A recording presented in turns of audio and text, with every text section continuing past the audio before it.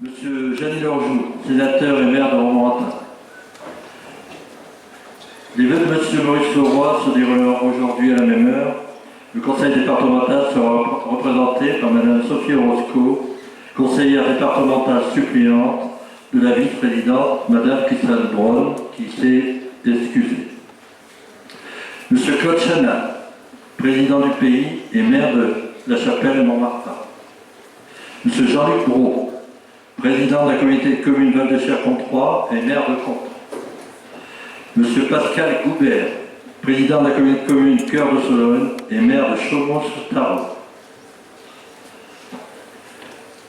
Mesdames et messieurs les maires, nombreux dans cette salle, beaucoup de maires adjoints également, des communes voisines notamment, qui remplacent les maires qui sont partis à Blois aujourd'hui, et également des conseillers municipaux qui sont venus également des communes voisines et bien sûr de la commune de Sainte-Cher.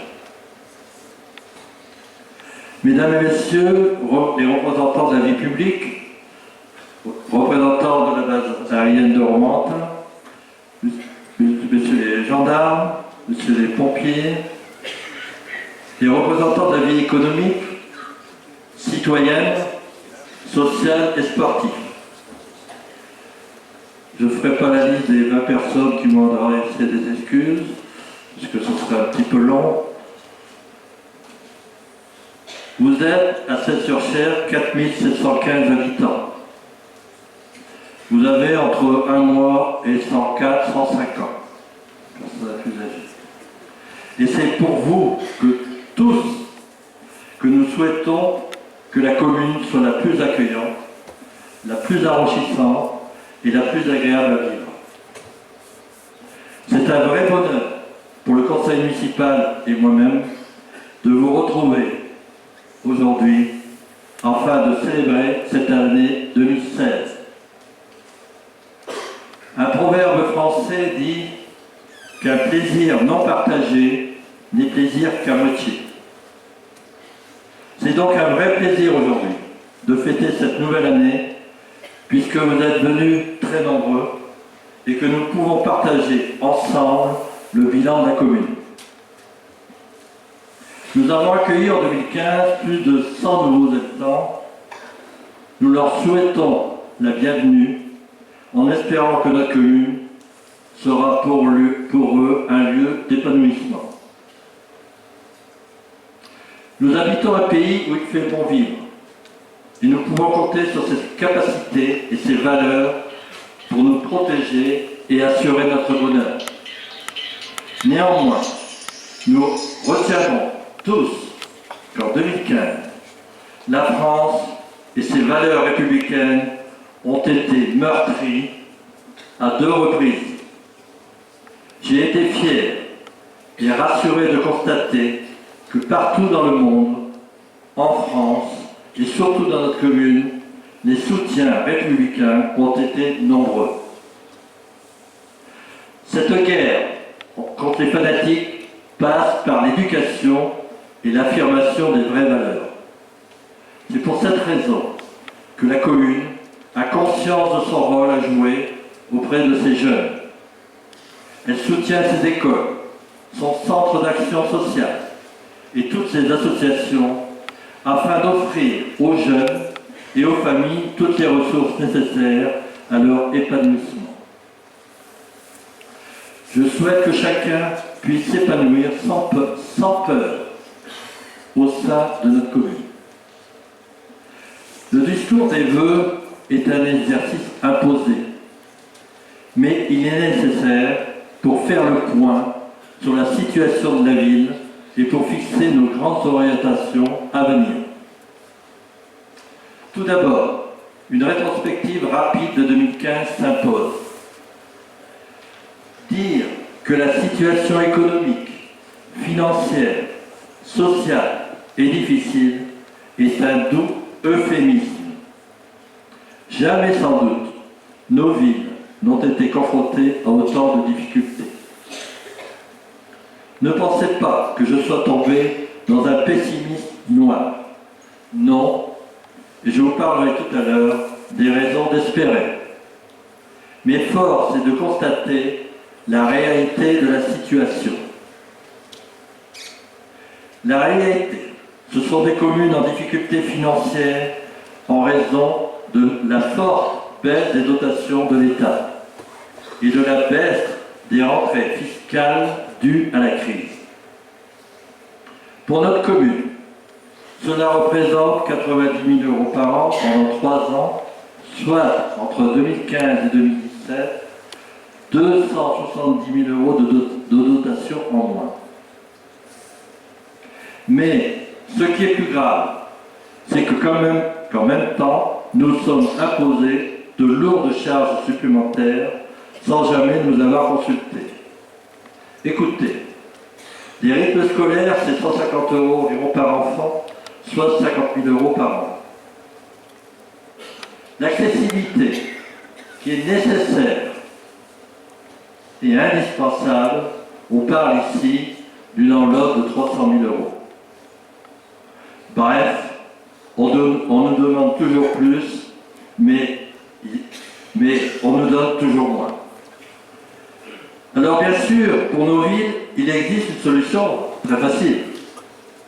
Augmenter la fiscalité. Pas une seule fois nous l'avons envisagé. Une fiscalité élevée reste un lourd handicap pour notre attractivité, aussi bien que pour nos habitants déjà trop sollicités. Dès lors, vous l'aurez compris, notre objectif est donc de faire des économies pour continuer à investir. Poursuivre la modernisation de la ville en lui donnant tous les atouts de l'attractivité résidentielle et économique est un enjeu capital pour son avenir. Faire une pause ou renoncer équivaudrait à acter définitivement le déclin ou, pire, à l'accompagner. Il y a également la problématique des gens du voyage difficile à régler. Aucune solution à ce problème n'a été trouvée. Ce qui, bien sûr, exaspère nos concitoyens. Cela ne peut pas être résolu au niveau communal, car arrêté permanent municipal, plainte, demande préfectorale d'arrêté d'expulsion reste l'alerte morte. Je comprends, bien sûr, monsieur le sous-préfet, qui ne malheureusement pas encore arrivé, ses soucis à ce sujet. Et je le remercie pour son implication, parce qu'il est venu plusieurs fois m'encourager et essayer de trouver des solutions. Mais comprenez-nous aussi notre situation vis-à-vis des concitoyens. Ce week-end, j'ai pu lire sur Facebook d'ailleurs beaucoup de remarques de gens qui sont vraiment exaspérés par cela. À titre d'exemple, le campement illégal Zone des Murs a fait fuir un chef d'entreprise intéressé par les locaux de l'ancienne entreprise Fer. C'est inacceptable et intolérable. Dans notre commune, à ce sujet, le vivre ensemble est directement menacé. Chaque jour, nous avons fait de nombreux efforts avec beaucoup de détermination pour vaincre toutes les difficultés qui se sont dressées devant nous. À travers toutes ces préoccupations, nous avons gardé en tête votre bien-être et votre épanouissement sur notre commune. Je vous rappellerai simplement quelques réalisations de 2015. La ville de Celles-sur-Cher s'est engagée dans un programme de 56 actions qui a été reconnu en décembre 2014 par le ministère de l'Écologie, du Développement durable et de l'Énergie. Les membres du jury 2015 ont désigné la ville de Celles-sur-Cher pour ses initiatives et ses engagements. Nous continuerons notre programme d'amélioration de l'éclairage public. La rue de Turpinet, en éclairage LED, nous permet de tester ce type de lampe qui sera probablement généralisé. La rénovation de l'école ronde. Face à l'insalubrité des locaux, nous devions réagir.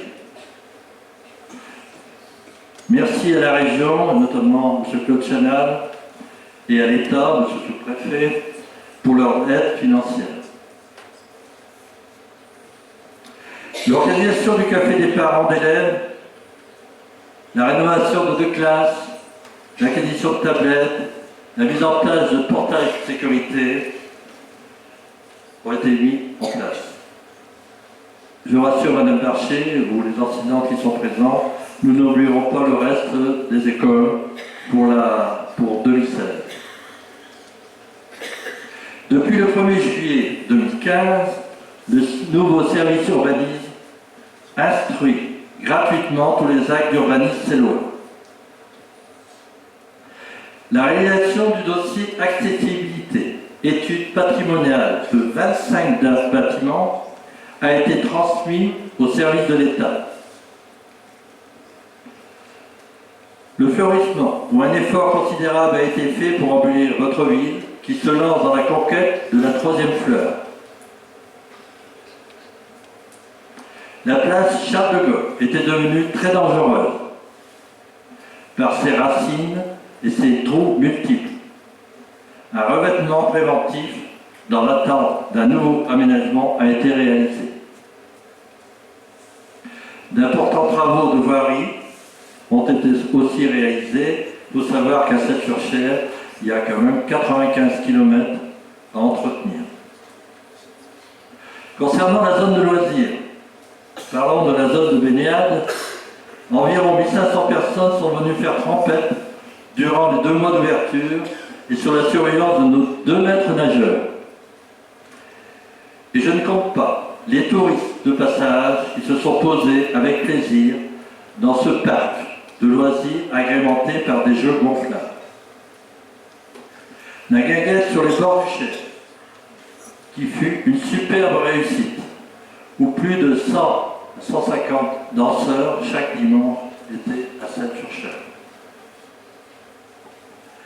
Le projet 2016 du quai Soubeyran assurera une jonction entre le camping et cette zone de loisirs estivale. La réouverture de la piscine a été aussi un très grand succès, puisque nous avons constaté 9406 entrées, ce qui fut un record. La mise en place du conseil de quartier, la pose de barrières sur les trottoirs ou du centre-ville, régulièrement occupés par des véhicules qui obligent les piétons à passer dans la voie circulée à leur risque et péril. Amélioration de la sécurité avec le renforcement de la vidéoprotection au quartier de la gare et à la zone sportive des Pressigny. De nombreuses autres réalisations en 2015 ont été, je vais vous lire assez rapidement, passant en revue. La mise en œuvre de l'éclairage du stade de Pressigny. Si ça n'avait pas été fait, aucun match de football n'aurait pu avoir lieu en nocturne. L'accessibilité de la crypte à l'église, sécurité électrique des vestiaires du stade, la création d'un livre d'histoire et mémoire de Cette-sur-Cher, l'aide au voyage scolaire, c'est-à-dire 20 € par enfant, jusqu'à un coût de 7 500 €, lancement d'une révision simplifiée du PLU, l'étude de la structure du pont d'Abondis avec la commune de Billy, travaux de signalisation et circulation au centre-ville, réfection de toiture, d'école, par d'expo, isolation thermique dans 2 salles du Clé, rénovation de 2 logements communaux et comme festivité des dansants pour les personnes de plus de 70 ans notamment, gratuit, et ensuite beaucoup de manifestations. Enfin, l'emploi est une préoccupation majeure pour chacun d'entre nous. Avec l'aide de la communauté de communes Val-de-Cher, Controis, nous n'avons pas hésité une seconde à aider la fromagerie Bûcher et la société Baird qui se trouvait dans une situation difficile. Et merci à Jean-Luc pour cette action. Mesdames et messieurs, l'heure est au rassemblement, à l'audace, à l'action, ainsi qu'à la solidarité. Ces actions et réalisations 2015 nous ont permis de préparer un terrain fertile, propice à la réalisation de grands projets en 2016. Je vais maintenant vous les présenter.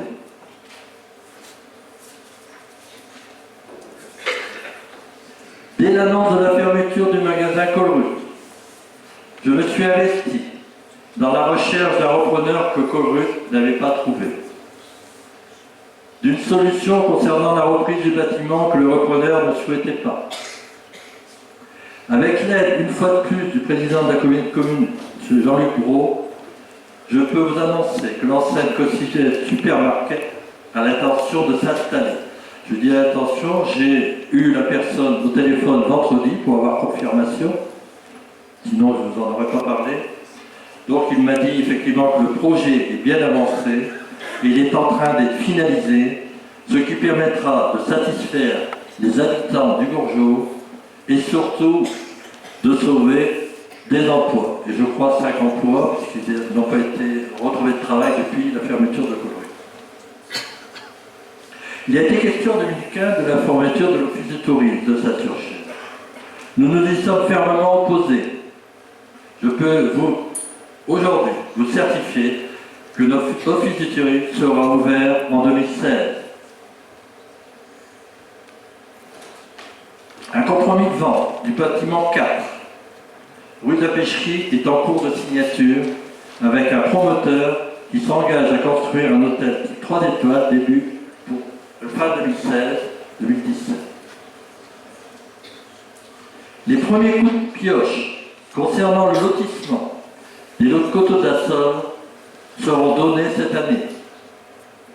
Notre objectif est clair, inverser notre démographie négative ces dernières années, alors que les communes voisines environnantes progressent. Nous continuerons et amplifierons l'acquisition des terrains sur ce secteur.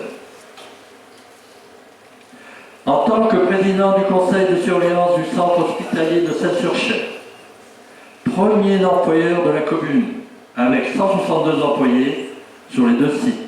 162 employés sur les 2 sites.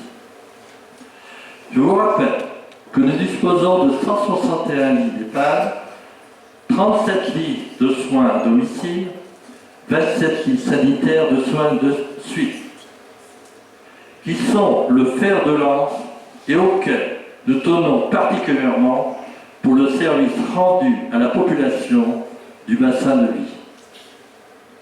Devant ces chiffres rassurants, un paradoxe existe. La vétusté des bâtiments séparés et des équipements n'est plus en phase avec l'excellente qualité des soins confirmés par la Haute Autorité de Santé nationale. Nous croyons fortement que le projet architectural, dans son entier, préparé avec compétence par Madame la directrice de l'hôpital, sera confirmé très prochainement après l'audit de qualité initié à sa demande par l'Agence régionale de santé et inscrit dans le groupement hospitalier territorial du Loir-et-Cher. Un grand merci, Madame Perriot, directrice de l'hôpital. Un grand merci au docteur François Brault pour ce remarquable travail que vous entreprenez pour conserver cette qualité de soins et votre investissement sans faille auprès de tous les patients. Merci. Pour terminer les projets 2016, permettez-moi d'ouvrir une parenthèse sur la friche industrielle PCT.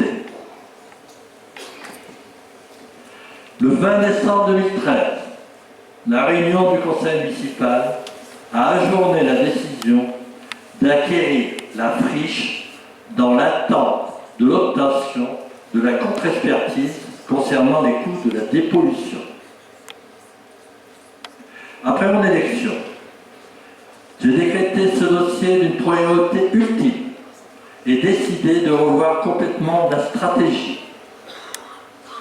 J'ai immédiatement, avec le soutien total de mon équipe, que je remercie, décidé de prendre un avocat spécialisé pour nous accompagner sur les problèmes juridiques et dans les négociations. D'organiser des réunions à Paris, dans les locaux du cabinet Bird & Bird. De réaliser 3 devis de démolition. Le premier que nous avons au dossier ne paraissait pas fiable. Montant proche de 3 millions. J'ai été ferme en maintenant ma position depuis toujours concernant la dépollution, pollueur égale payeur.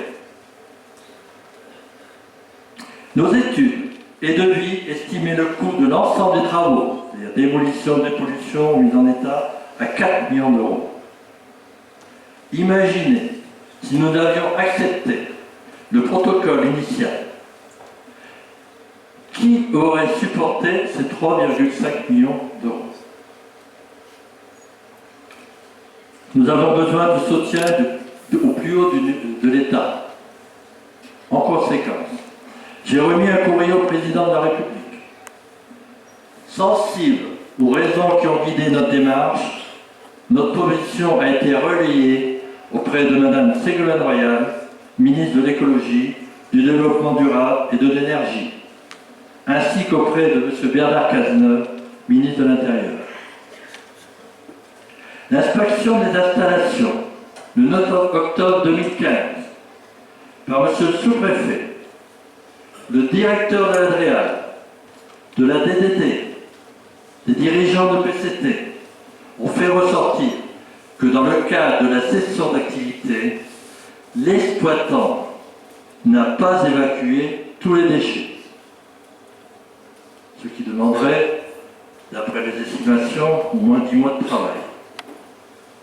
Après d'innombrables réunions, négociations, interventions, courriers, le groupe Gébery, qui a racheté la société Alia, donc c'est Gébery maintenant, a pris une décision raisonnable, les honorant.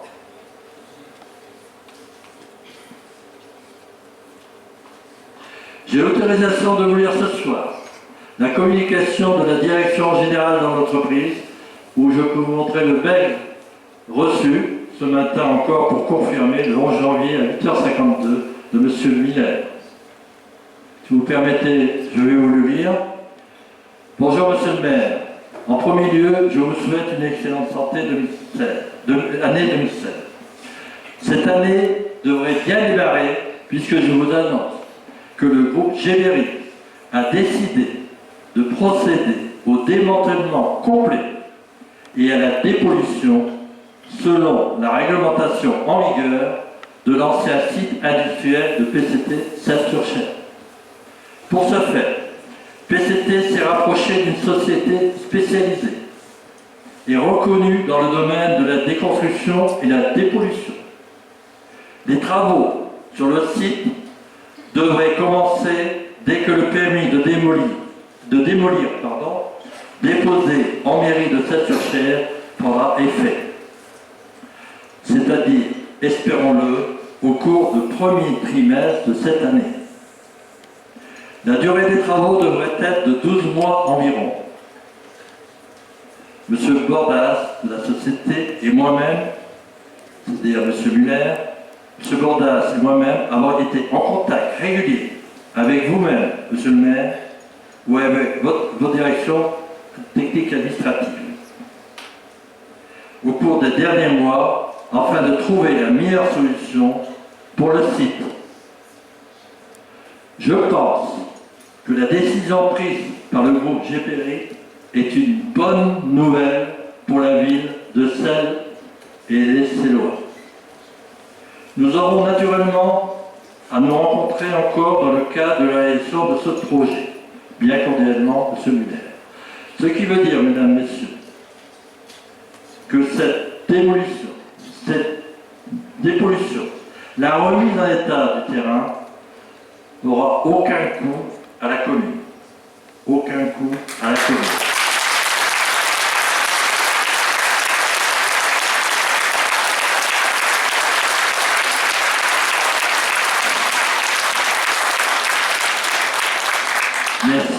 Merci beaucoup. Sachez que nous avons déjà le permis de construire qui a été déposé en mairie et qui est déjà même, je crois, qui va partir demain matin. Donc c'est déjà une très bonne nouvelle.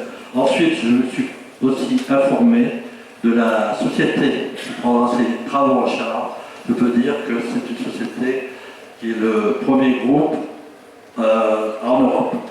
Donc, point de vue sécurité, point de vue travaux, etc., nous allons avoir des garanties importantes.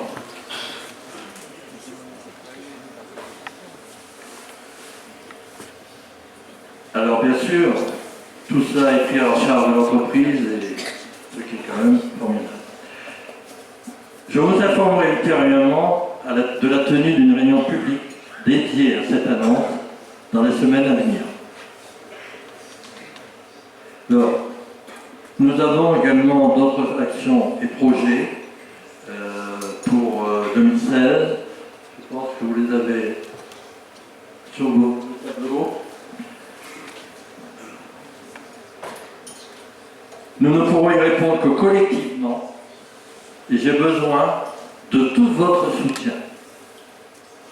Ces projets aboutiront, je le sais, car l'ensemble des agents communaux œuvrent chaque jour pour rendre votre vie plus agréable dans la commune sous la direction de M. Alain Kerel, notre directeur général du service.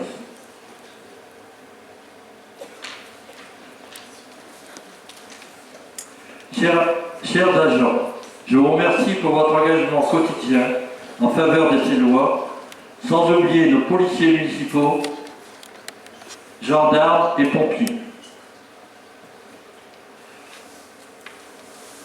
Avant, je voudrais vous dire un mot quand même sur le recensement. Vous avez peut-être vu, Inès, on va revenir dessus, très important.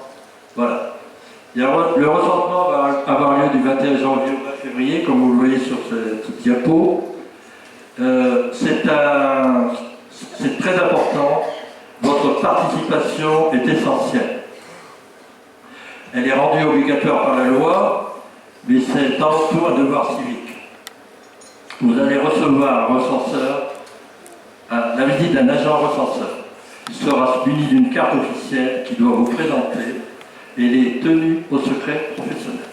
Donc vous avez sur la diapo des personnes qui viendront chez vous pour faire le recensement. Je voudrais adresser également mes plus sincères remerciements à toute l'équipe municipale. Leur sérieux, leur disponibilité et leur entrain sont pour moi de vrais moteurs au service de la commune. Le tissu associatif de notre commune est varié et dense. C'est une vraie richesse pour tous les habitants. Je remercie tous les présidents d'associations, les membres des bureaux qui s'impliquent dans le bon fonctionnement de leur association, l'Union musicale séloise et les porte-drapeaux présents à toutes nos cérémonies, ainsi que tous les bénévoles qui donnent en leur temps. Nous avons également la chance de compter 2 écoles maternelles, une école primaire, une école privée et un collège. Les directrices, les enseignants, la principale, les professeurs, le personnel de soutien sont des acteurs de l'éducation de vos enfants. Nous nous félicitons chaque année de constater toujours beaucoup d'idées et d'enthousiasme au sein des équipes éducatives que je remercie. Une richesse essentielle et précieuse, comme je vous l'ai dit tout à l'heure, est l'emploi. Je reviens dessus. Nous souhaitons que les entreprises qui ont élu domicile sur notre territoire intercommunautaire soient heureuses d'avoir fait le choix et qu'elles continuent à s'épanouir comme certaines le font depuis de nombreuses années. Merci à chacun d'entre vous pour votre travail et votre engagement. Je pense, Jean-Luc, que tu ne me contrediras pas. Je te le remercie en plus de ta présence. Et si tu le permets, je reprendrai ton slogan pour lequel tu te bats chaque jour. L'emploi, l'emploi, l'emploi. Je sais pouvoir compter sur le soutien de notre nouvelle communauté de communes. Votre cher confrère, devenu incontournable dans la mise en œuvre de nos ambitions. De plus, en ce début d'année, la dissolution de la communauté de communes, chère Solone, annoncée le 31 décembre 2013, qui a duré 2 ans, pénalisant fortement la commune, est aujourd'hui un dossier passé. C'est terminé. Si nous sommes, chaque jour, toujours aussi motivés, c'est que nous savons que derrière la commune, ce sont des hommes, des enfants, des entreprises, des commerces, n'oublie pas, des associations qui vivent et qui attendent que nous les représentions au mieux. Soyez certains que notre but est de toujours servir vos intérêts. Je voudrais faire appel, et je suis désolé, je ne l'ai pas fait dès le démarrage, au conseil municipal enfant.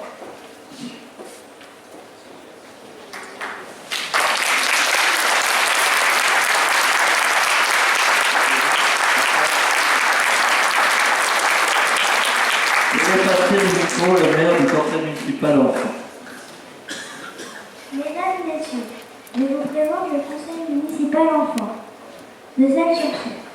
Conseillers, M. Paul Landouin, M. Enzo da Silva Serra, Mademoiselle Elia Dubé, Mademoiselle Tiffany Dubois, Mademoiselle Safai Guidard, Mademoiselle Chloé Léonard, M. Axel Ozou, Mademoiselle Anaïs Leclerc. Deuxième adjoint, Mademoiselle Clarisse Bogalas. Premier adjoint, M. Isidore Berthier-Charonat, maire enfant du 18 de mai.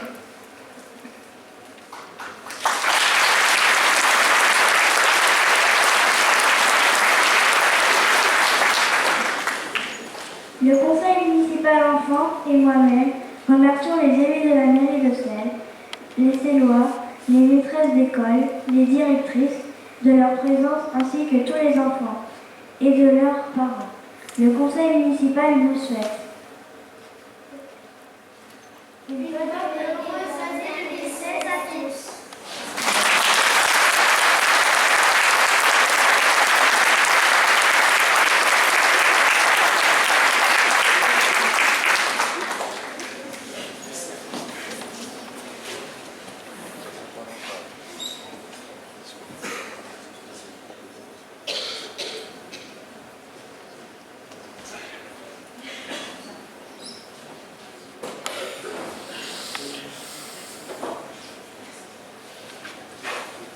Merci les enfants, merci.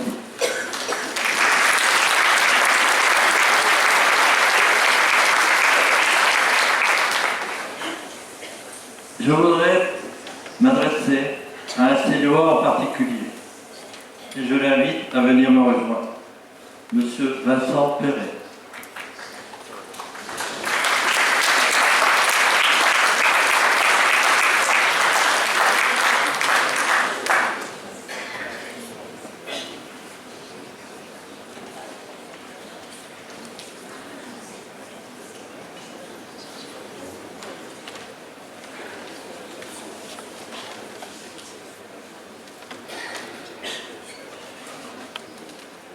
Monsieur Vincent Perret a obtenu le 2e prix du mérite des apprentis, particulièrement méritant, attribué par la section de Loire-et-Cher de la Société des membres de la Légion d'honneur, en partenariat avec les centres de formation des apprentis. Du haut de ses 21 ans, Vincent Perret a impressionné le jury par sa volonté d'être à la hauteur de sa tâche, qu'il attend malgré les vicissitudes de la vie, par sa maturité et son réalisme. j'ai souhaité effectivement le mettre à l'honneur aujourd'hui pour un jeune méritant. Bravo.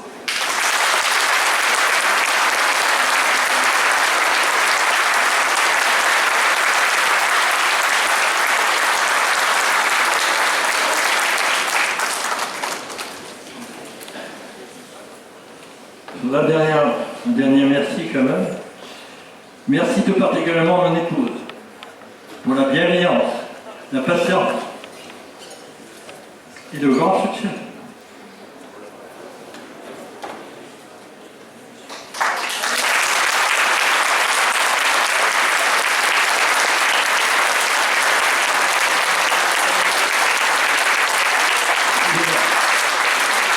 Le grand soutien dont elle fait preuve à mon égard dans l'exercice de cette magnifique et difficile mission qui est celle d'être maire de notre ville. Pour cette nouvelle année, je voudrais souhaiter à chacun d'entre vous mes vœux de joie, de réussite.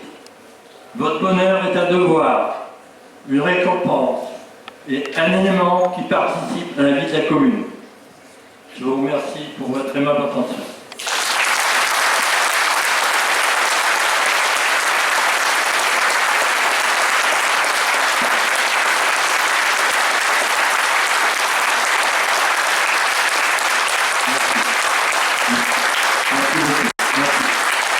Et toute l'équipe qui est présente à vos côtés, on fera tout pour vous.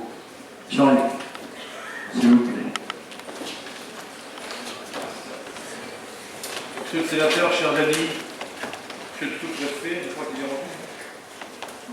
Monsieur le sous-préfet, mesdames et messieurs les élus, dans les rapides.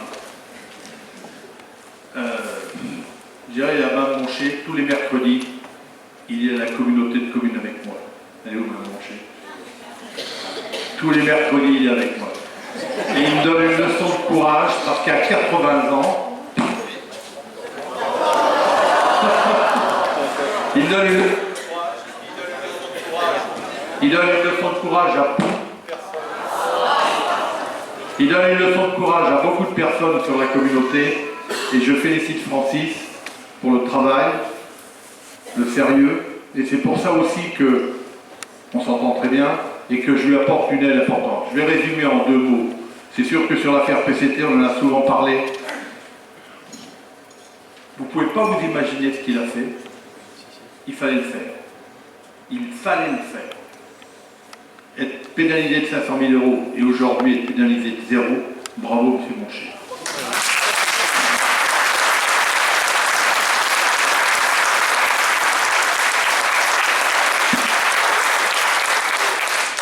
Avec vous, pour ce qui est de Colruyt et de Huchet, on s'est battus tous les deux.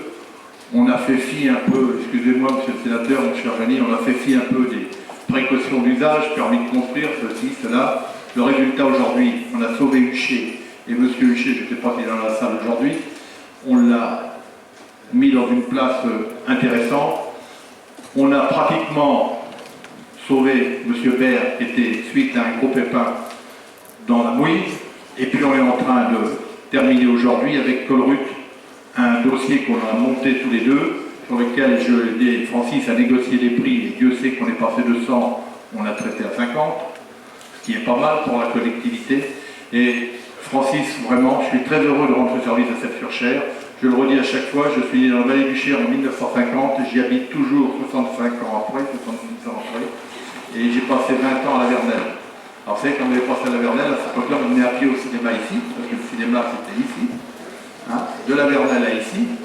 Et donc je tiens aussi à cette communauté, et puis j'ai aussi des bros ici, sur cette Furchère, qui sont malheureusement décédés aujourd'hui, mais des cousins aussi sur cette Furchère. Donc je tiens vraiment à cette communauté. Je terminerai en disant 2 choses. Qu'avec l'ensemble de la communauté ici présente, que ce soit avec Anne-Marie, que ce soit avec Martine, que ce soit avec tous les membres de la communauté, c'est sûr qu'on se bat tous ensemble, on en parle souvent avec Janie, pour l'emploi. On peut gagner la partie, il n'y a pas de fatalité. Il n'y a pas de fatalité. Il faut simplement avoir envie de se bagarrer. Il faut simplement avoir envie de se battre, il ne faut pas lâcher le morceau. De temps en temps, on prend un carton jaune, essayons d'éviter de prendre le carton rouge, mais il faut toujours se battre, il faut toujours y croire, il n'y a pas de fatalité. l'emploi, on peut le renverser, on en parle souvent avec le sénateur, on peut renverser cette situation. Et je pense qu'on peut y arriver, tous ensemble, mais en étant tous ensemble. Ça, c'est le premier point. Le deuxième point, je voudrais aussi, aujourd'hui, Francis l'a dit, et je terminerai là-dessus, et on en a souvent parlé avec Janie, l'hôpital de Sèvres-sur-Cher. On se bat comme un chiffonnier, ensemble, avec François, qui malgré ses 72 ans, est toujours là pour le maintenir dans le rôle médical, avec Madame Thériault, ici. L'hôpital de Sèvres-sur-Cher, je l'ai dit à Janie, est victime d'une injustice flagrante dans le nord du département, l'hôpital de Montoire. Ça ne peut pas, mais je le dis et je le redirai jusqu'au bout, parce que ce qui s'est passé à Montoire a pénalisé Sèvres-sur-Cher pour 4 ans, et on peut se poser la question si aujourd'hui on y arrivera. François me disait tout à l'heure, je pense y arriver, et avec l'aide de Janie, et peut-être du député, on peut espérer sauver cet emploi.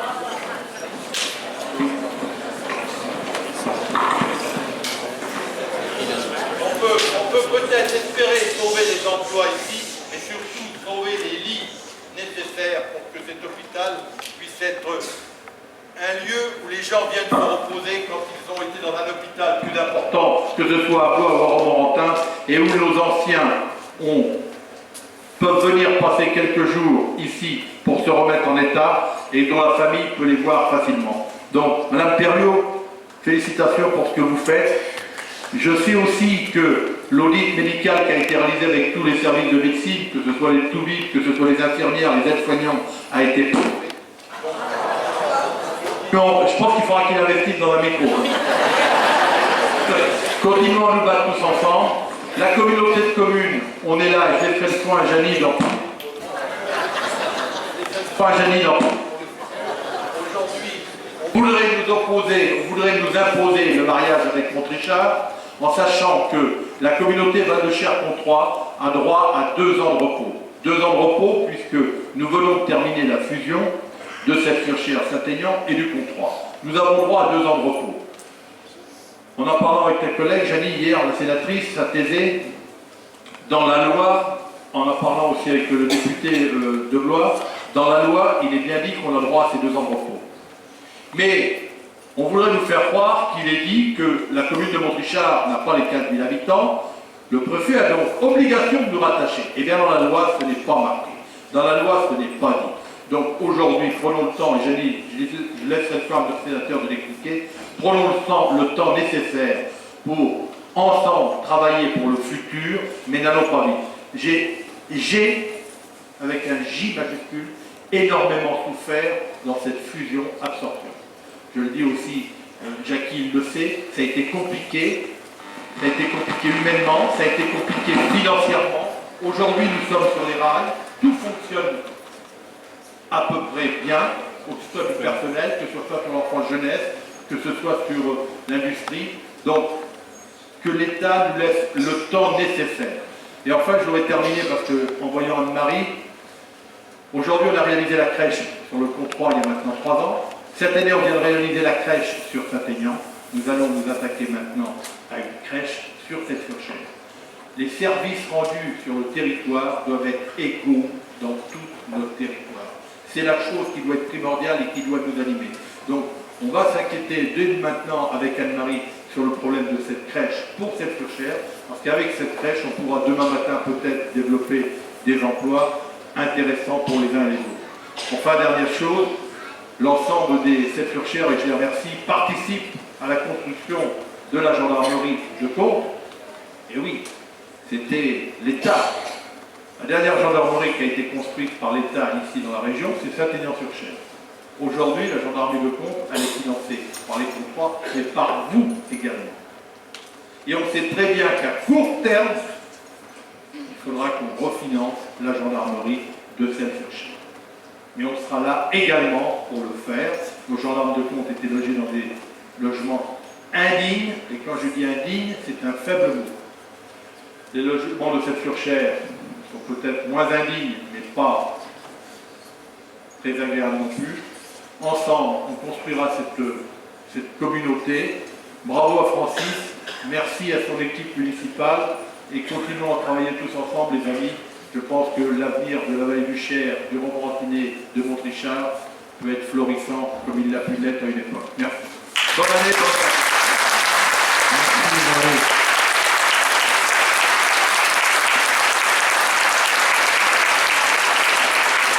Je vais passer la parole donc au président de pays, M. Chanel. Merci, monsieur le maire.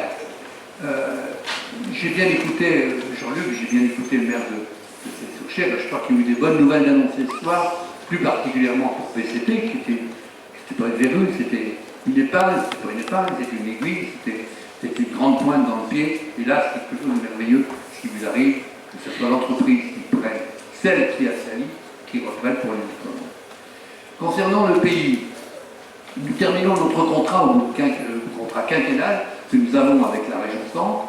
Nous terminons cette année, c'est-à-dire que la région Centre nous avait mis une enveloppe de 9 700 000. Là, Jean-Luc parlait d'équité tout à l'heure. Tout le territoire sur le pays a toujours une équité au point de vue financement. On parlait de ce qu'il a fait à Saint-Quignon, je vais chercher le nom là, pour les enfants.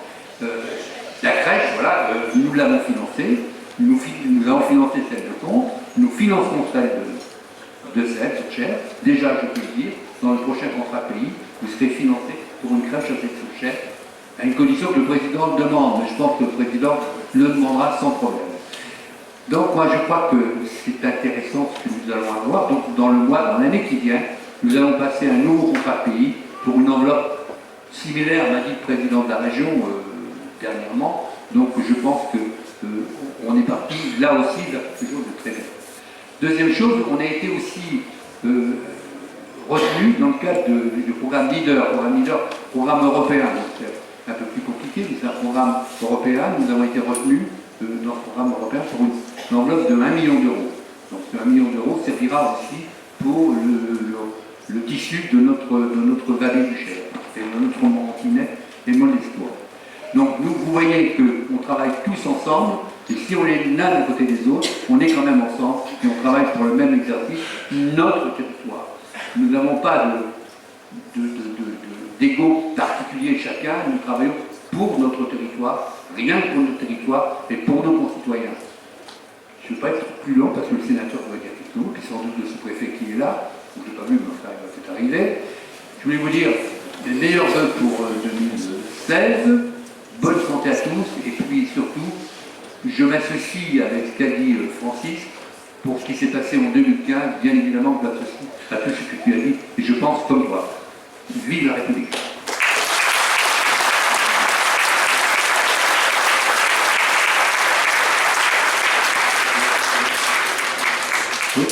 Je vais passer la parole, bien sûr, puisque vous savez, ce soir, Maurice Leroy, effectivement, sa cérémonie de vœux.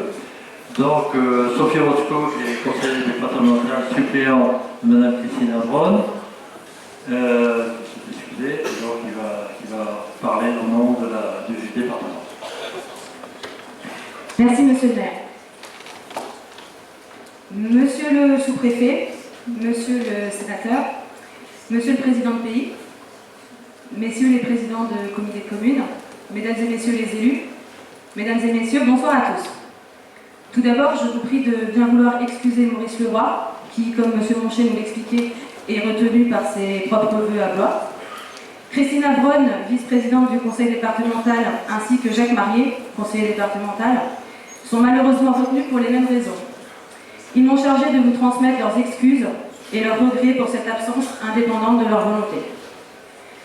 En tant que Céloise, c'est un plaisir pour moi d'être parmi vous ce soir, d'autant plus que une nouvelle fois, vous êtes venus nombreux à cette traditionnelle cérémonie des vœux. En 2015, mesdames et messieurs, les temps ont été difficiles. Les attentats de Charlie Hebdo, comme ceux du mois de novembre, qui ont fait 130 morts, montrent une nouvelle fois que notre nation, que l'Europe même, n'est pas à l'abri des attaques aveugles, de l'obscurantisme, de la négation même de ce qui fait notre humanité. La France, ce sont des valeurs républicaines et humanistes auxquelles nous sommes tous attachés. Nous avons ce soir une pensée en mémoire des victimes, et particulièrement pour les deux Loréchériennes, les deux jeunes Loréchériennes, qui ont perdu la vie, qui ont été tuées le 13 novembre dernier. En 2016, plus que jamais, le rôle de nos élus est de nous donner un cap, une vision, une espérance. Une nouvelle année, c'est l'occasion pour nous tous ici de faire le bilan de l'année écoulée et de se projeter dans l'avenir, bien sûr. Qu'en est-il au niveau de notre canton et de notre département? Des actions concrètes sont mises en œuvre. Dans notre canton, nos conseillers départementaux ont tenu des permanences dans chacune des 17 communes du canton. Donc Christina Bronn pour la partie ouest, donc ici à Seine notamment, et Jacques Marié pour la partie est. Ces permanences seront reconduites cette année et nous vous invitons à venir à la rencontre de vos élus. Deuxième point, 2 réunions avec tous les maires du canton ont été organisées. Nous avons été accueillis à Villefranche puis à Prunier. Ces réunions auxquelles j'ai moi-même participé ont permis des échanges sur des thématiques telles que l'infrastructure routière, en particulier dans notre sud Loir-et-Cher, sur le numérique et sur le maintien à domicile, notamment avec la Maison Bleue. Donc la Maison Bleue, pour ceux qui ne connaissent pas, c'est une maison témoin et qui est équipée pour permettre de tester des solutions pour que les personnes handicapées ou âgées puissent rester à domicile. Voilà, donc c'est une maison à découvrir pour vous-même et pour vos proches. Alors ces réunions seront également reconduites. La prochaine d'ailleurs aura lieu ici à Celles-sur-Cher. Donc merci Monsieur le maire pour votre accueil. Alors plus généralement, le conseil départemental a été félicité pour sa bonne gestion par la Chambre régionale des comptes. Cependant, il faut savoir que les dotations de l'État ont diminué de 30% en 3 ans. Dans le même temps, les charges augmentent. Je ne vais pas vous abreuver de chiffres, mais vous en citer quand même quelques-uns afin que ce soit plus parlant. Il y a 3 ans, il y avait 5000 bénéficiaires du RSA dans le Loir-et-Cher. Aujourd'hui, ils sont au nombre de 9600. Et l'État ne paie toujours qu'à hauteur de 5000. Aujourd'hui, mesdames, messieurs, l'État doit 282 millions d'euros à notre département. Toujours concernant le RSA, Christina Bronn a été chargée par Maurice Leroy de mettre en place dès ce printemps un pôle pilote sur la vallée du Cher pour travailler à la réinsertion des bénéficiaires du RSA. Donc cette expérience sera certainement déployée sur l'ensemble du département. Bien entendu, le département ne veut pas renoncer à d'autres chantiers importants, notamment le déploiement du très haut débit, qui représente 25 millions en 5 ans. La santé, chaque Loir-et-Cherien doit être à 10 minutes maximum d'une compétence de santé. Les subventions aux associations, car celles-ci font partie du maillage de proximité. Alors tout cela ne se fait pas en un claquement de doigts, cela prend du temps. Vos conseillers départementaux, Christina Bronn et Jacques Marié, ainsi que tout le conseil départemental, ont la volonté forte de relever la tête et de ne pas baisser les bras. Au nom du conseil départemental de Christina Bronn et de Jacques Marié, je vous présente à toutes et à tous mes meilleurs vœux. Au vu de ce que j'ai pu entendre ce soir et au vu de vos projets, monsieur le maire, je crois que c'est bien parti. Mesdames et messieurs, bonne année 2016 à Celles-sur-Cher.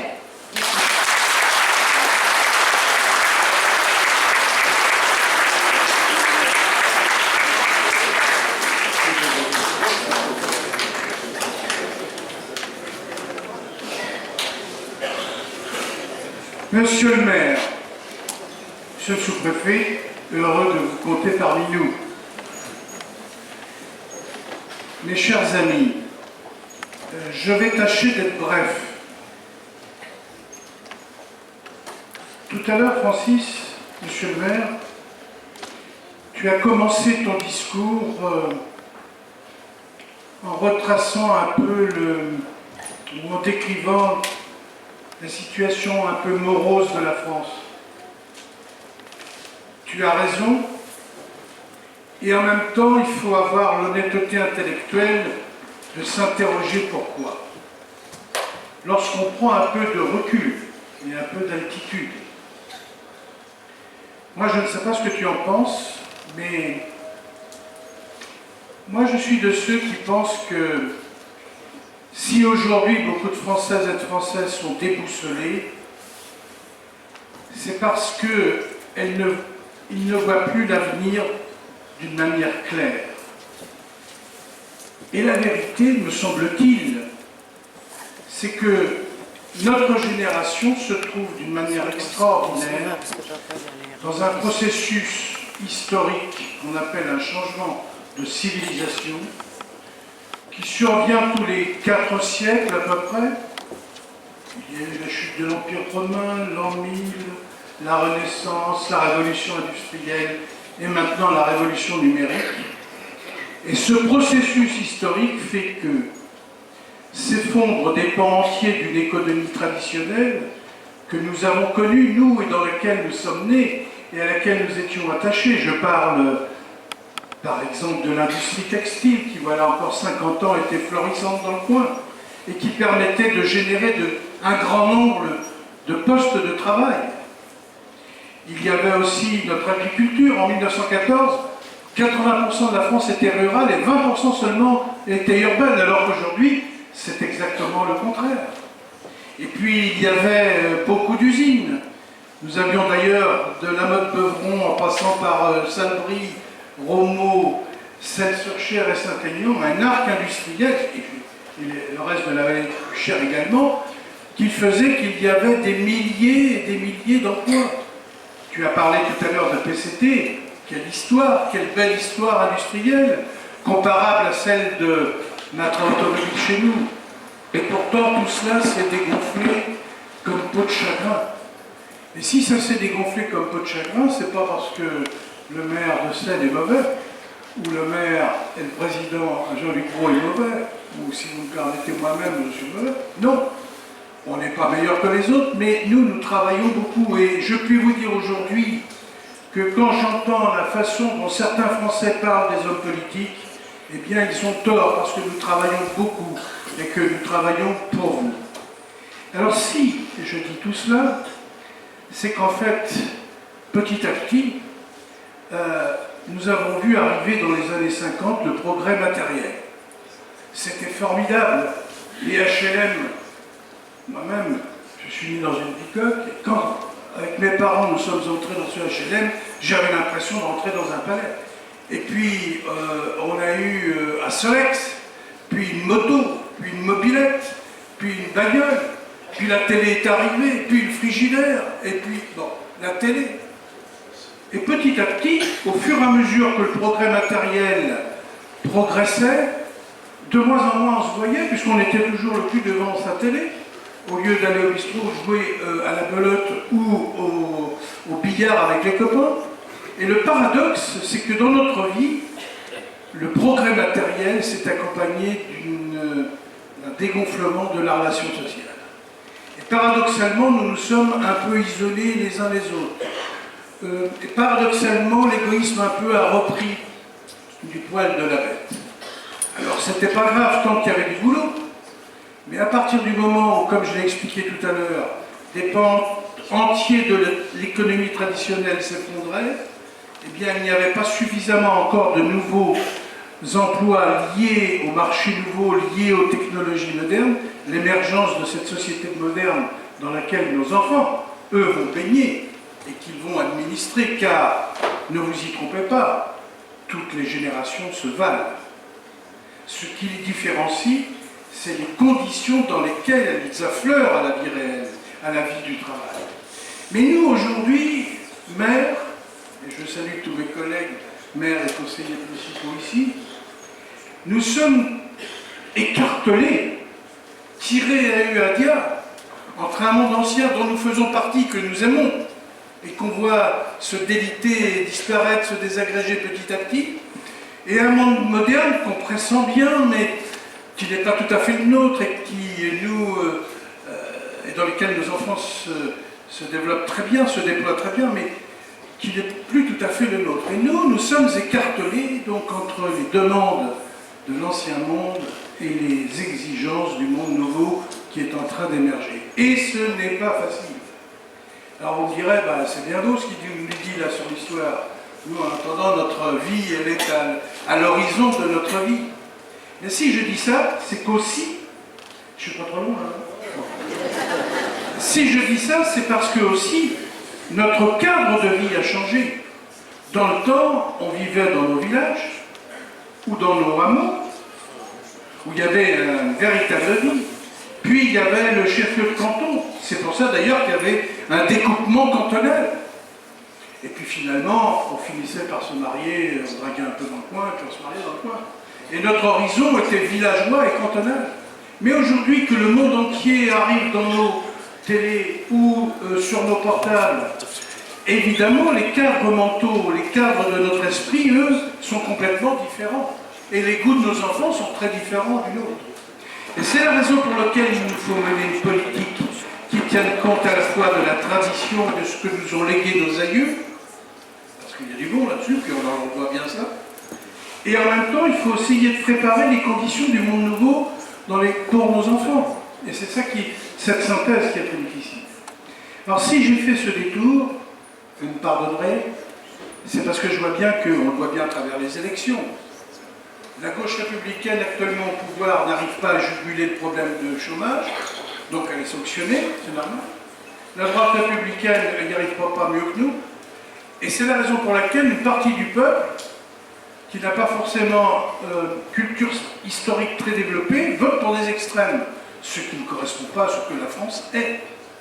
Mais c'est parce que c'est cette anxiété, cette peur, cette angoisse devant l'avenir qui s'exprime à travers ça.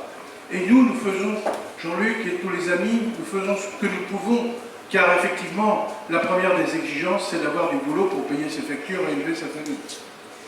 Et c'est la raison pour laquelle, et j'en viens au deuxième point, localement, à notre modeste échelon, nous essayons, parce que nous aimons notre terre, nous aimons notre terroir, nous aimons nos familles, nous aimons notre art de vivre. C'est la raison pour laquelle, au-delà de toutes les sensibilités, au-delà de toutes nos origines, nous sommes en train de nous rassembler, comme tu l'as appelé de tes voeux tout à l'heure, pour essayer, dans les années qui viennent, de construire un outil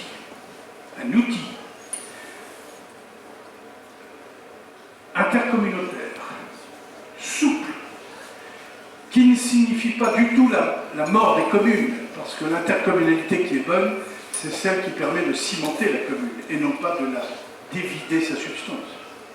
Pour appréhender les problèmes à une échelle un peu plus grande, puisqu'aujourd'hui, tu parlais tout à l'heure que tu allais perdre 270 000 € sur la dotation, monsieur le sous-préfet, moi c'est 550 000. Vous n'y êtes pour rien. Alors vous me direz, ben vous êtes parlementaire, vous y êtes pour quelque chose. Peut-être. Mais ce que je veux dire, c'est qu'il faut bien qu'on trouve des économies qui nous permettent, non seulement des économies, mais rassembler nos forces pour nous permettre de développer un projet de territoire. Un projet de territoire, ben je vais vous dire tout de suite, il est déjà fait, Jean-Luc l'a dit, et toi aussi Francis. C'est le boulot, c'est le travail. Et à l'aune et à l'horizon, monsieur le sous-préfet, de notre coin, puisque nous avons le plaisir, président Chanal, d'avoir depuis 15 ans, nous travaillons ensemble dans le cadre du pays de la vallée du Cher et du Romorantinais. Je vous rappelle que ça n'a pas été toujours simple, voilà 15 ans, à Romorantin, lorsqu'il a fallu que je choisisse si j'allais dans le pays de la vallée du Cher ou si j'allais dans le pays de la Sologne, alors que Romorantin est la capitale de la Sologne. Et c'est parce que je me souviens que dans une vie antérieure où j'étais député, où j'avais aidé à ce qu'on décide la création de l'autoroute, il était naturel que l'axe du travail se développe autour de cette autoroute. Donc demain, monsieur le sous-préfet, on en a parlé, en prenant son temps aussi, car les regroupements à la hussarde ne donnent jamais de bons résultats. Il faut que nos communes, conscientes de leur intérêt commun, dans le cadre d'une gouvernance pragmatiste et réaliste, et là, avec Jean-Luc, on est tranquille, c'est bon, nous pourrons ensemble développer un certain nombre d'actions pour conforter nos communes, développer l'emploi dans le cadre des intérêts bien compris des uns et des autres, et en faisant tomber les fausses barrières des petits égoïsmes locaux. Je suis content, monsieur le sous-préfet, nous allons, je l'espère, avec l'accord du préfet représentant le gouvernement, développer pendant les 3 ans qui viennent des réflexions communes, en respectant les identités des uns et des autres, dans le cadre d'une unité qui n'est pas une uniformité. Et c'est comme ça, je pense, que nous pourrons appréhender ensemble l'avenir. Vive cette surchère, vive la France.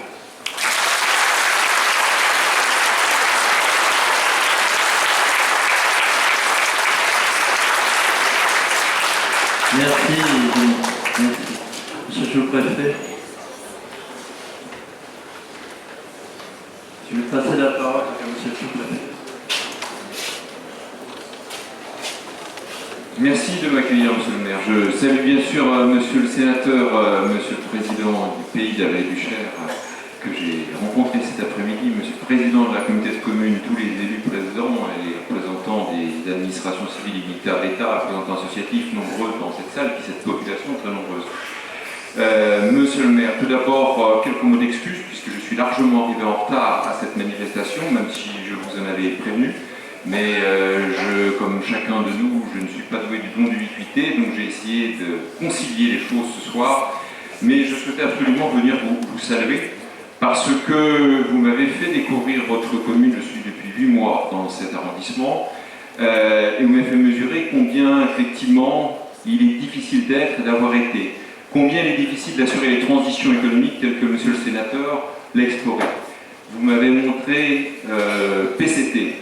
Et vous m'avez dit il faut absolument assurer un avenir à ce territoire qui a marqué effectivement, non seulement physiquement, mais financièrement et socialement, psychologiquement les familles, et partir à zéro. Nous avons fait une réunion ensemble avec l'Adréal, et je sais que vous avez eu juste avant Noël une bonne nouvelle, puisque on va dire que l'exploitant assume ses responsabilités en l'espèce et va vous permettre d'accomplir les premiers pas pour donner un nouvel avenir à ce territoire.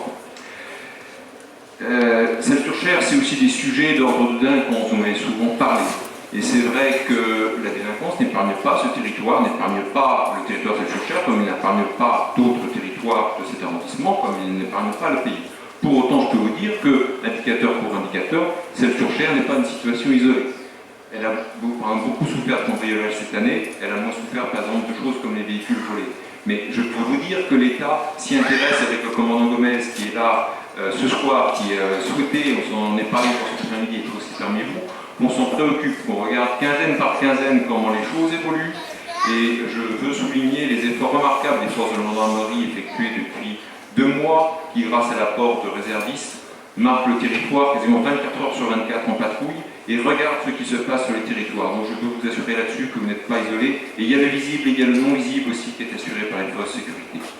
Et puis enfin, Celles-sur-Cher, pour moi, ça a été aussi la première quinzaine de mon arrivée, la trésorerie, puisque monsieur le directeur départemental de la finance publique vous a dit qu'il voulait fermer la trésorerie à Celles. C'est évidemment pas quelque chose qu'un maire peut accueillir du tout de gaieté de cœur, parce que c'est une enseigne, on va dire, qui disparaît, et la crainte qu'un service en moins soit assuré à sa population. L'enseigne peut-être disparaîtra, mais ça ne veut pas dire que le service ne sera plus là. Et vous avez discussion avec monsieur le directeur départemental à ce sens, et monsieur le maire, on se voit encore dans quelques jours pour raisonner autour d'un projet de maison de service au public. Vous avez déjà avancé avec le conseil départemental là-dessus, et je pense qu'il y a les conditions pour que nous puissions avancer sur ce sujet. Voilà, je ne vais pas aller plus loin, je n'avais pas préparé cette allocution, je vais simplement, dans mon esprit venant ici, réfléchir aux quelques sujets sur lesquels nous travaillons collectivement, pour vous dire que Celles n'est pas du tout abandonnée, Celles est au cœur de nos préoccupations. Comme vous le savez, il n'est pas nécessaire d'espérer pour entreprendre, ni de réussir pour persévérer, mais vous, je sais que vous espérez, et vous avez raison, monsieur le maire, je pense que nous commençons à réussir ensemble. Merci de votre accueil, une fois.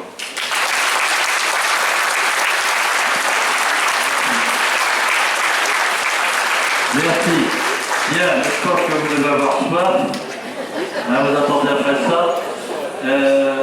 J'aurais voulu, mais 30 secondes, appeler à quelqu'un, dernier message, durée 30 secondes. Simone Noël, si vous pouvez venir.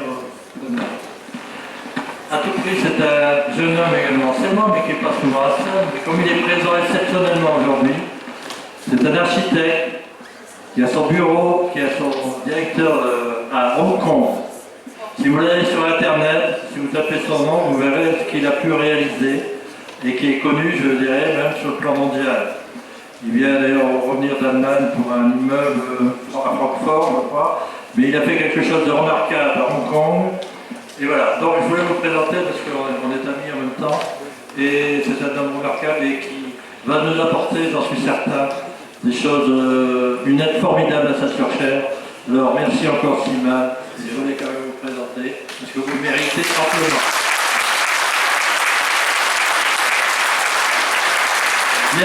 Alors maintenant, on va s'approcher près du bar. Allez, on reprend un coup. Allez, ok.